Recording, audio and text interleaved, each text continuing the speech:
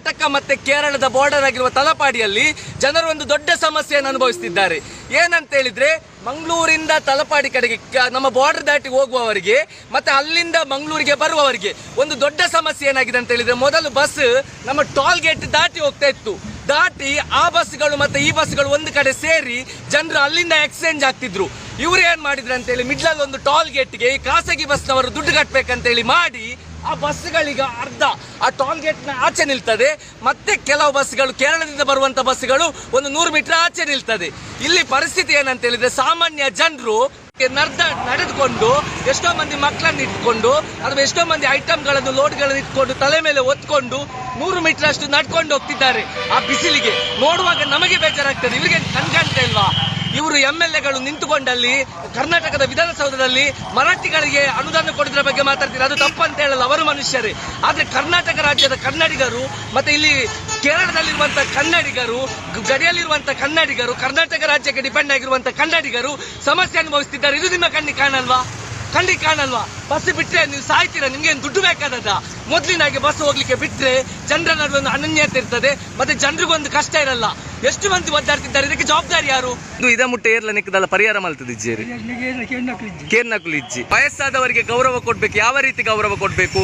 ಅವರು ಹೋಗುವಂತ ಬಸ್ ಅನ್ನು ಒಂದು ಕಡೆ ನಿಲ್ಲಿಸಿ 100 ಮೀಟರ್ ನಡೆಸಿಕೊಂಡು ಹೋಗುವಂತ ಮಾಡೋದು ಅದು ಗೌರವವಾ? ಅವರಿಗೆ ಪಾಪ ಎಷ್ಟು ನೋವಾಗ್ತದೆ. ಇದಕ್ಕೆ ಜವಾಬ್ದಾರಿ ಯಾರು? ಹೋಗ್ತಿದ್ದೀರಾ ಇದೇ ರೀತಿ ನಡ್ಕೊಂಡೇ ಹೋಗುದು? ಹೌದಾ? ಎಲ್ಲ ಮಕ್ಕಳನ್ನೆಲ್ಲ ಕಟ್ಕೊಂಡು ಅಲ್ವಾ? ಕಷ್ಟ. ನಿಮ್ಗೆ ಇಲ್ಲಿ ತನಕ ಯಾರು ಅದಕ್ಕೆ ಪರಿಹಾರ ಮಾಡ್ಲಿಕ್ಕೆ ಹೋಗ್ಲಿಲ್ಲ? ನಡಿಬೇಕು. ಅದೇ ನಿಮ್ಗೆ ಕಷ್ಟ, ತುಂಬಾ ಕಷ್ಟ ಆಗ್ತಾ ಇಲ್ವಾ? ತುಂಬಾ ಕಷ್ಟ. ಯಾರು ಇದಕ್ಕೆ ಪರಿಹಾರ ಇಲ್ಲಿ ತನಕ ಮಾಡ್ಲಿಲ್ಲ? ಇಲ್ಲಿ ತನಕ ಪರಿಹಾರ ಮಾಡ್ಲಿಲ್ಲ. ಹೌದೇ?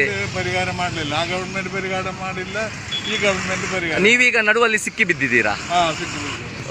ಸರ್, ನೀವು ಎಷ್ಟು ಸಮಯದಿಂದ ಸಮಸ್ಯೆ ಅನುಭವಿಸ್ತಿದ್ದೀರಾ? ನಾವೀಗ 1 ವರ್ಷವರೆಗೆ ಆಯ್ತು.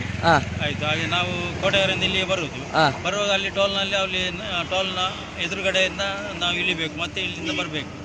ನಮ್ಮ ಕಾಲೆಲ್ಲ ನೋವಾಗ್ತದೆ, ಆದ್ದರಿಂದ ತುಂಬ ಕಷ್ಟ. ಹಾಗೇನೆ ಇಲ್ಲಿ ಬಿಸ್ನೆಸ್ ಮಾಡುವವರಿಗೆಲ್ಲ ತೊಂದರೆ ತುಂಬ. ಎಲ್ಲ ಬಿಸ್ನೆಸ್ ಇತ್ತು, ಈಗ ಇಲ್ಲ, ಯಾರಿಗೆ ಸಹ ಇಲ್ಲ. ಮೊದಲಂದ್ರೆ ಬಸ್ ಇಲ್ಲಿಗೆ ಬರ್ತಾ ಇತ್ತು, ಈಗ ಅಲ್ಲಿ ನಿಲ್ಲಿಸಿದ್ದಾರೆ. ಸೊ ಜನಗಳಿಲ್ಲಿ ಡೈಲಿ ಯಾವಾಗ ಹೀಗೆ ನಡ್ಕೊಂಡು ಹೋಗುದು? ಮತ್ತೆ ಮಧ್ಯಾಹ್ನ ಹೆಂಗಸರೆಲ್ಲ ಮಕ್ಕಳನ್ನ ಹಿಡಿದು ಬರ್ತಾರಲ್ಲ ಕರ್ಕೊಂಡು, ಅವ್ರಿಗೆ ತುಂಬಾ ಕಷ್ಟ ಆಗ್ತದೆ ಬರ್ಲಿಕ್ಕೆಲ್ಲ. ಅವ್ರು ತುಂಬಾ ಇದರಲ್ಲಿ ಕಷ್ಟದಲ್ಲಿ ಇಲ್ಲಿಗೆ ಬರ್ತಾರೆ. ಅದು ಎಲ್ಲಾ ಖಾಸಗಿ ಬಸ್ಗಳು ಬಂದು ಈ ಪ್ರದೇಶದಲ್ಲಿ ನಿಲ್ತಾ ಇದ್ವು. ಈಗ ಏನಾಗಿದೆ ಅಂತ ಹೇಳಿದ್ರೆ, ಆ ಹೈವೇ ಉಂಟಲ್ಲ, ನಮ್ಮ ರಾಷ್ಟ್ರೀಯ ಹೆದ್ದಾರಿಯ ನಡುವೆ ನಿಲ್ಲಿಸ್ತಾ ಇದ್ದಾರೆ ಬಸ್ಗಳನ್ನು. ನಿಜವಾಗಿ ಇದೊಂದು ಸುರಕ್ಷಿತವಾದ ಜಾಗ ಮತ್ತೆ ಜನರಿಗೂ ಅನುಕೂಲ ಆಗುವಂತ ಒಂದು ಪ್ಲೇಸ್ ಆಗಿತ್ತು ಇದು. ಈಗ ಏನಾಗಿದೆ ಅಂತ ಹೇಳಿದ್ರೆ, ಇವರಿಗೆ ದುಡ್ಡಿನ ಹುಚ್ಚು. ಆ ಖಾಸಗಿ ಬಸ್ಸನ್ನವರು ಇಲ್ಲಿ ಕಳಿಸ್ಬೇಕಂತ ಹೇಳಿ ಇಷ್ಟು ಕೊಡ್ಬೇಕು. ಜನರು ಸತ್ರು ಪರವಾಗಿಲ್ಲ. ಇಲ್ಲಿ ಕಾನೂನು ಇರುವುದು ಜನರಿಗೋಸ್ಕರ, ಜನರ ಹಿತಕ್ಕೋಸ್ಕರ. ಎಷ್ಟೋ ಜನರು ನೋವು ಅನುಭವಿಸ್ತಿದ್ದಾರೆ. ಈ ಜನರ ನೋವೇನು ಇವರಿಗೆ ಕಾಣ್ತಾ ಇಲ್ವಾ? ಅಥವಾ ಕಂಡು ಕುರುಡರಾಗಿದ್ದಾರಾ? ನೀವು ಇಲೆಕ್ಷನ್ ಬರುವಾಗ ಜನರಿಗಾಗಿ ಜನರ ಪ್ರತಿನಿಧಿಗಳಂತ ಹೇಳ್ತಿದ್ದೀರಾ, ಈಗೇನು ಬಿಸ್ನೆಸ್ ಮ್ಯಾನ್ಗಳ ಪ್ರತಿನಿಧಿಗಳಾಗಿದ್ದೀರಾ? ಅಥವಾ ಟೋಲ್ನವರಿಗೆ ನೀವು ಬಕೆಟ್ ಹಿಡಿತಿದ್ದೀರಾ? ಅಥವಾ ನಿಮ್ಗೇನಾದ್ರೂ ಪ್ರೆಷರ್ ಹಾಕಿದಾರಾ? ನಿಜವಾಗಿ ಜನರ ಮೇಲೆ ಪ್ರೀತಿ ಇದ್ರೆ ಎಷ್ಟೋ ಮಕ್ಕಳು ವಿದ್ಯಾಭ್ಯಾಸಕ್ಕಾಗಿ ಬಾರ್ಡರ್ ದಾಟಿ ಕರ್ನಾಟಕಕ್ಕೆ ಬರ್ತಾರೆ, ನಮ್ಮ ಊರಿಗೆ ಬರ್ತಾರೆ. ಯಾಕೆ ಹೇಳಿ? ವಿದ್ಯಾಭ್ಯಾಸಕ್ಕಾಗಿ. ಅಂತ ಮಕ್ಕಳು ಕೂಡ ಇವತ್ತು 100 ಮೀಟರ್ ನಡೆದುಕೊಂಡು ಈ ಬಿಸಿಲಲ್ಲಿ ಸಾಯುವಂತ ಪರಿಸ್ಥಿತಿ ಬಂದಿದೆ. ಕಾಣಲ್ವಾ ನಿಮ್ಗೆ? ಉಳಿದ ವಿಷಯ ಎಲ್ಲ ಕಾಣ್ತದೆ, ಜಾತಿ ಧರ್ಮಗಳ ವಿಷಯ ಬಂದಾಗ ನೀವು ರಪ್ಪ ಎದ್ದು ಹೇಳ್ತೀರಾ. ಇಲ್ಲಿ ಜನರು ಬಿಸಿಲಲ್ಲಿ ಸತ್ರು ಕೇಳುವವರಿಲ್ಲ. ಕೇಳುದಿಷ್ಟೇ, ಮೊದಲೇಗಿತ್ತು ಬಸ್ಗಳು ಈ ಪ್ರದೇಶಕ್ಕೆ ಬಂದು ಸುರಕ್ಷಿತವಾಗಿತ್ತು ಬಸ್ಗಳು. ಅದೇ ಕೆಲಸವನ್ನು ಮಾಡಿ ಬಸ್ಗಳನ್ನು ಸುರಕ್ಷಿತವಾಗಿ ಇಲ್ಲೇ ನಿಲ್ಲಿಸಿ. ಅಲ್ಲಿ ಮಧ್ಯದಲ್ಲಿ ನಿಲ್ಲಿಸುವುದು ಎಷ್ಟೋ ಆಕ್ಸಿಡೆಂಟ್ಗಳಾಯ್ತು, ಜೀವ ಹೋಯ್ತು. ಇದಕ್ಕೆ ಯಾರು ಹೊಣೆ?